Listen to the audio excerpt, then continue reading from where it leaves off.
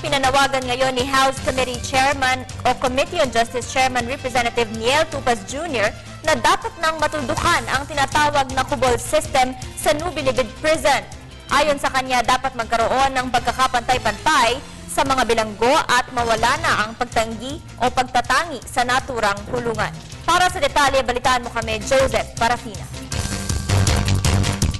Aminado ang bagong pamunuan ng Bureau of Corrections na nananatili pa rin ang mga kubol sa loob ng New Bilibid Prison. Ito'y sa kabila ng kautusan noon ng Department of Justice at ng Committee on Justice na nalisin na ito dahil napapaboran lamang nito ang may mga kakayahang magpagawa ng kubol sa mga kulungan tulad ng NBP. Sa isang talakayan, binigyan din ng official na inayos na lamang nila ito para mapakinabangan ng higit na nakararami. Inabutan natin yan dyan. Una. Pangalawa, for a century hindi nga nagbago, di ba?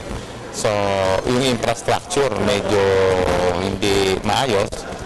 So, hindi standard the way we keep them. Yun ang kakulangan ng facility na tugunan nitong mga kubol na ginawa nila noon. Hindi naman sangayon dito ang chairman ng Committee on Justice ng Kongreso. Para sa kanya, dapat hindi magpatuloy ng itong klaseng practice para pantay-pantay ang mga nakakulong sa kanilang naranasang buhay doon.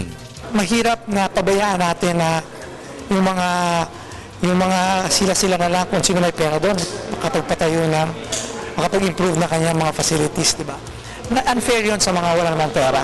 Dapat pare-pareho doon. Iminungkahi naman ng NBP chaplain sa pamahalaan ng palayain na may edad na 70 na nakakulong pa rin hanggang sa ngayon. Nakabawas sa kulungan, mabibigyan pa ito ng pagkakataon na makapili ang kanilang mga mahal sa buhay kahit na may katandaan na mga ito. Pero sa amin kasi, minimum serve na, i-serve na yung minimum sentence. Siguro, pero man lang yun ang ang sa parol, kasi na-serve na yung minimum sentence dahil meron mga sentence naman halimbawa, 80-14, nakaka-9 na, nandun pa sa amin, pwede na yan. Para sa Telebisyon ng Bayan, Joseph Parafina.